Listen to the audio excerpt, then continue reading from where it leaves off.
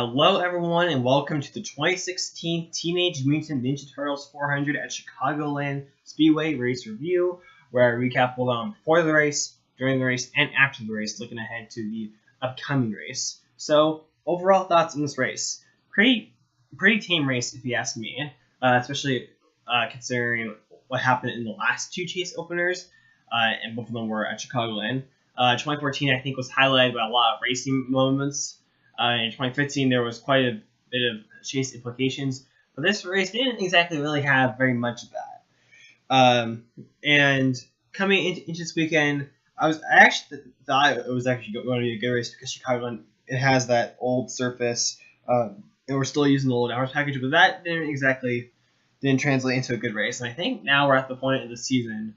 Well, we're definitely, I think, at the point of the season where now everyone has a good grip on the low hours package, and so unfortunately it comes at the cost of tampering the racing, or the racing being tampered a little bit compared to early on in the season, but that's just simply part of racing. By the way, I might as well just take a moment here. I think in the last race review I said that I was going to come out with a video giving my predictions in the chase. That didn't happen. I'm sorry.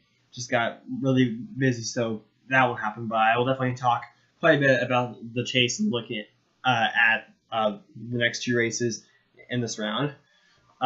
Anyway, so the winner, Martin Truex Jr., wins his third race of the year, and this time he was able to overcome adversity and win the race because if you look at his prior two wins, Cole 600, he dominated that race, didn't make pretty much a mistake all night long that race, and then at Darlington, he didn't exactly have any mistakes. He was just able to capitalize on other misfortunes. But early on in this race, he had a flat tire, had to make an unscheduled pit stop. He fell off the lead lap. I think he got the lucky dog later on in the race and was able to come back through the field. But he would not have won that race.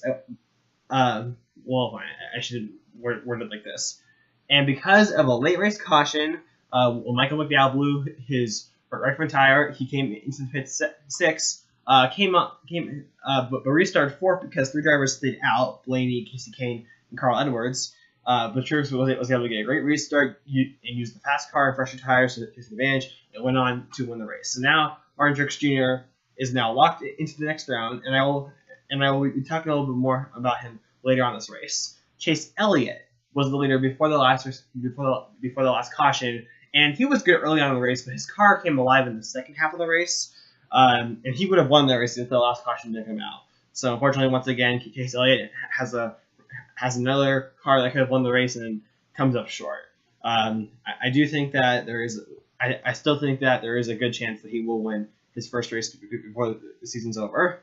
But I will say this though, he was very positive in his post-race interview, especially considering how before he was pretty hard on himself. The dominant car of the race, and I have not said this in maybe not over a year, Jimmy Johnson. He led over, I think he led like 118 laps. His car fell off a little bit in the second half of the race, and would have had a top 5 finish had it not been for a speeding penalty. He was able to finish 12th, so it could have been a much worse day. But to me, I think overall this race was a sign that Hendrick Motorsports is coming back with good speed, especially at the right time. I haven't done pre-race notes the last couple times that I've done the race review format like this, so my apologies. If we look at some of the things that I wrote down here, I guess I'll get this out of the way first. Crew chief change for the 42 team. Drew Blickensderfer replaced Trent Owens as Eric Emerald's crew chief. To me, this is clearly a move that the team thinks will hopefully make the 43 team better. But it's not just the 43 team. Richard Petty Motorsports as a whole they've taken a couple steps backward this year compared to last year. I mean, last year, Eric Almirola specifically was a contender for top 10s every now and then, and were a contender to make the chase. They missed the chase, but they did run much better consistently than what that team had done before. And this year they're taking a step backward. Eric Almirola he's just simply not as fast, and Ryan Scott has really not given that team. He has not made the team better, but Brian Scott is also it seems like he's spinning or crashing every single week, so that doesn't help. And I guess other news, Austin Dillon, he was the only RCR car to make the chase. So so as you might have figured out, Just Racing swapped a couple of crew members, got some from Paul Menard and Ryan Newman's crew, and put them on the 3. Of course, you want to give your team the best of the best. And Ryan Newman, Tony Stewart, they had disagreements after Richmond.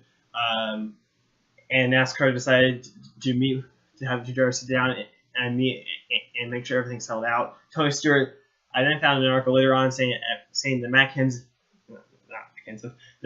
NASCAR does not want to have another Matt Kenseth Juliana, which is interesting because I would have thought that would have been something that they would have wanted to encourage because drama. But anyway, now let's move on to the race weekend. Rain canceled qualifying at Chicagoland for the 3rd year in a row, so that also means that we'll have to wait until next year to hopefully have qualifying at Chicagoland for the first time ever in the Sprint Cup Series. So it was lined up by owners' points, and owners' points got changed. Also, got changed when also the points got reset, and now it pretty much mirrors the chase grid. So actually, the top 16 chasers started 1st through 16th, which I think is a pretty fitting way to start the chase. And if you look at practice sessions, Jimmy Johnson was the fastest. First practice Friday, second practice it ended with Kyle Larson number 1, and Kyle Larson was also the fastest in the final practice. Ty Dillon practiced the 7 car for Regan Smith because Regan Smith was on baby watch, and because Regan Smith wanted to stay with his wife. Ty Dillon drove the 7 car, so now Ty Dillon has driven for 3 different teams this year. Tony Stewart a couple times in the spring, the 95 team part-time, and now the 7 car. After 2 full years of the current chase format, last year and the year before, what is one thing we have definitely learned? It is that mistakes and just simply bad luck, out of your control, are so costly. And mistakes and bad luck, once again, is already affecting some of the chasers. I mentioned earlier that Jimmy Johnson got penalized for speeding on pit road during the last cycle of pit stops with I think it was less than 40 laps to go. It definitely cost them a top 5, top 10 finish. It also affected Kyle Busch during a green flag pit stop earlier in the race. Matt Kenseth also got a speeding penalty under caution. But it wasn't just speeding penalties. Right in front of you is a picture that was taken when during, I think it was the first cycle of green flag pit stops, during the middle of it, a caution came out for a loose wheel. A loose wheel became uncontrolled by Eric Armola's team, and it went out into the grass and asked through the caution. In the past, they waited until after the green flag pit stops, but this time they chose to throw it during the cycle of green flag pit stops. I don't know why this time. I understand it from a safety perspective. But right here, this was a big moment in the race, bigger than what I thought it would have been at the time. Jimmy Johnson crossed the yellow line before Mark Truex Jr. did, so he was able to stay in the lead lap. Kevin Harvick did not. And what would happen throughout the rest of the race? Harvick would be fighting for the rest of the race to get back on the lead lap. Often he was in the pre-pass position, but just simply ill-timed cautions came when someone else had just gotten lapped, and he was never able to get the pre-pass position. I think he finished at around 20, if I'm not exactly sure. I did not have the finishing results right in front of me as of me recording this. So that cost Harvick a lot of points, and it's putting him in a hole not as deep as the hole he was in last year after Chicagoland, but definitely in the position that he does not want to be in. And this is something that all of these drivers and teams are going to have to be hoping for, or maybe even praying for, is to not have any mistakes / bad luck. Before this weekend, NASCAR announced new post-race inspection rules for chasers, I think back on Tuesday or Wednesday. And basically, here's how it goes. I believe only for the 16 chasers, but I could be wrong. If a car is too illegal, it could face some really harsh penalties. I believe I saw like crew chiefs, like a crew chief could be suspended for 3 races, and if a winning car fails post inspection, and I guess if it is too illegal, which kind of makes it almost sound like a judgment call, it will be the finish will be considered encumbered, and actually the win will stay, but the advancement to make the chase will not count. And also, this also counts for the championship. So it is possible that after Homestead's over, after the championship winning driver hoists the trophy, and we all think that he's the champion, it could actually be the championship could actually be taken away. And we already saw in post-race inspection has already taken a few victims, specifically chasers. Martin Truex Jr. and Jimmy Johnson failed post inspection. Truex won the race, but the thing is, Truex's car was not, I guess, illegal enough to fail post inspection, so his advancement to making the chase will win. He's just going to get a meaningless points penalty. Jimmy Johnson, on the other hand, will likely face a 10 to 15 point penalty. And if you look at the chase group right now, that would put him right on the bubble or just outside of the cutoff. So it could be very costly for Johnson. But to me, I guess overall thoughts on this. Well, first of all, it'd be nice if NASCAR could stop constantly changing rules, but that's like asking the sun not to turn into a red giant millions of years from now. It's not going to happen. That's not going to happen. But also, I don't know. I mean, saying that a car has to be too illegal in order for a win or a championship to be taken away. I just think it's just not a very smart way to do it. I just think that it should just be as simple as, if a car fails post inspection and if it happens to be the winning car and you are a chaser, automatically the advancement towards chase doesn't count, and maybe even a full disqualification. It's coming to a point now. It's coming to a point now where post-race inspection, where drivers failing post-race inspection, especially like winners. Earlier this year, Matt Kenseth won allowed in his car failed post-race inspection. There are so many cars failing post inspection that I feel like until NASCAR draws a really heavy penalty, it's just going to keep on happening.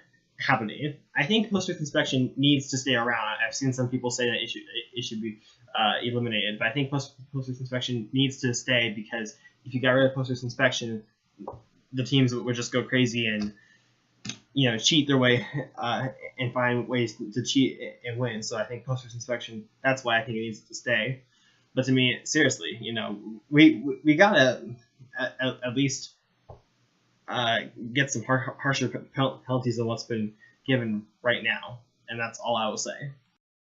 Let's go in a more positive direction. Let's talk about some of the drivers that actually were impressive, especially since they're not in the chase. And let's first, show the obvious here, the driver right in front of you, Alex Bowman. He got his best career finish today, and it was a 10th place finish. His previous best was, I think, like a 13th or 14th in the Daytona July race of 2014.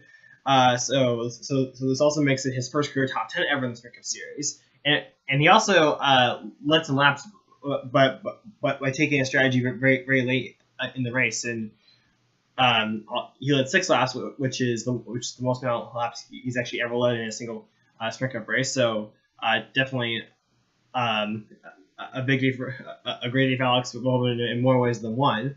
And I'm personally glad to see this happen, especially since after he had career best runs in the making in his 2 prior starts at Loudon and Michigan a couple of weeks ago, and yet was not able to capitalize it.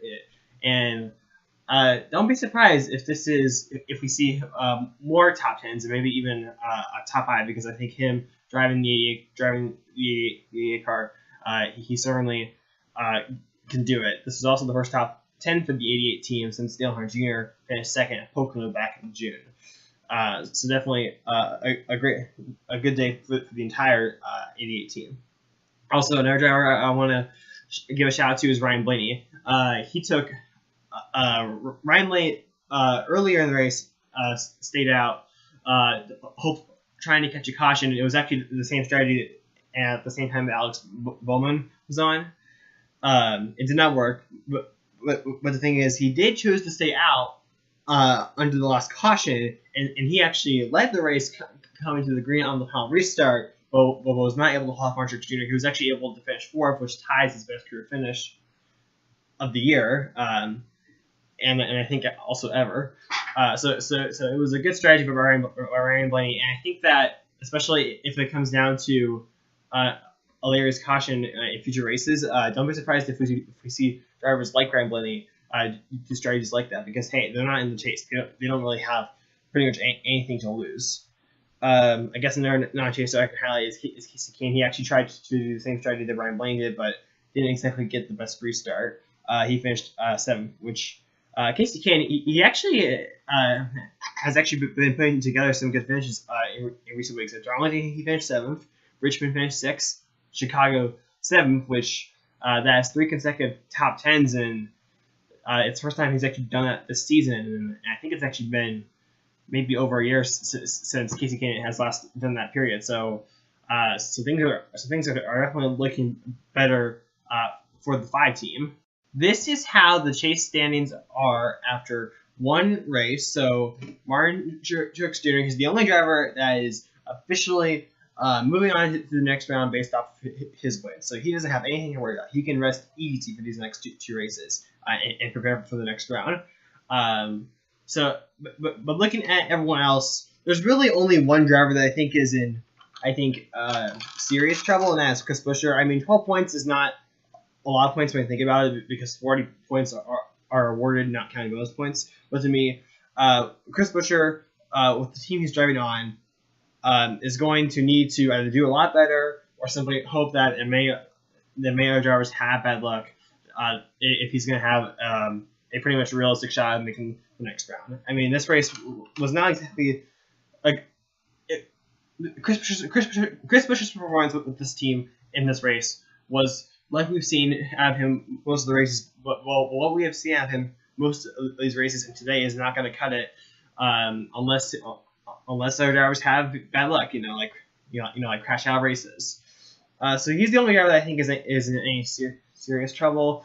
And to me, I don't really think there's really any driver that's really completely safe, because the highest driver on points, not Martin Truex Jr., is Brad Keselowski.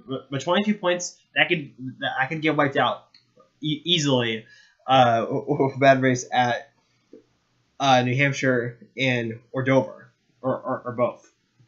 So that's kind of what I think with that. So Chris Buescher. So going back to the bottom 4 right now, it's Austin Dillon, Kevin Harvick, Kyle Larson, Chris Buescher. But to me, I have a feeling that at least 3 out of those 4 drivers are going to change after New Hampshire. And also keep in mind that Johnson's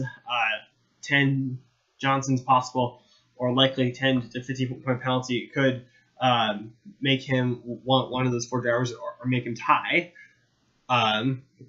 with Tony Stewart, Austin Dillon for the cutoff position. But Johnson would win that cutoff because he has 2 wins. So that's kind of my opinions on that. It will be interesting to see how different this is after New Hampshire. So let's wrap things up. So Chicagoland overall, pretty calm race to start the chase, but as we've learned in the past years of the chase, the intensity and just the drama, it's all going to ramp up the closer we get to the Homestead. So I don't think that this race is not exactly like a big sign of what's to come. And we head to Loudon, which we were out. Which honestly, it seems like every single time we come to Loudon in September, it's kind of like, weren't we just here not long ago? Yeah, the last time we were out Loudon earlier this year in July. That race was won by Matt Kenseth, who in that was a race where Matt Kenseth, he wasn't exactly a winning car early on, but then as the race went on, his car was a winning car. It'll be interesting to see if something like that happens again. Kyle Busch and Martin Truex Jr. Were the 2 drivers that dominated the race. And I wonder if now, because the pressure of needing a win is off from Mark Truex Jr. If maybe him and his team are going to go out there and maybe play spoil when it comes to the chase. It wouldn't surprise me if Mark Truex Jr. and his team just go all out for the win. And New Hampshire, a track it is tough to pass on. And the race in July wasn't exactly that great throughout most of it, and then all of a sudden it got really crazy in the final, like 40, 50 laps of it. It'll be interesting to see if that happens again. The race 2 years ago had a ton of cautions and wrecks, and the race 1 year ago was a field mileage race. So at New Hampshire, pretty much anything can happen. The driver that I think is going to win, and I think I'll actually go with him. Especially since he has nothing to lose. Martin Truex Jr. I'll pick Martin Truex Jr. He'll finally get a win at New Hampshire, a track that's sort of a home track to him. Because he is from that overall area in the country. As far as anyone else, I expect Jogas Racing to be back in their groove. They weren't exactly as strong in this race as I thought they would have been, but I think they'll be back to their usual groove that we've seen throughout most of the season. The driver that I think could likely play spoil, well, we saw Ryan Blaney do a pretty, I don't know the exact word, but it was maybe not risky strategy is the right word, but definitely he took a chance. But also Ryan Blaney was running well in the race. So I think Ryan Blaney has the best chance of playing spoiler in next week's race, but who knows? And with that, that's pretty much all I have to say. So thank you everyone for watching. Be sure to rate, comment, subscribe, and bye.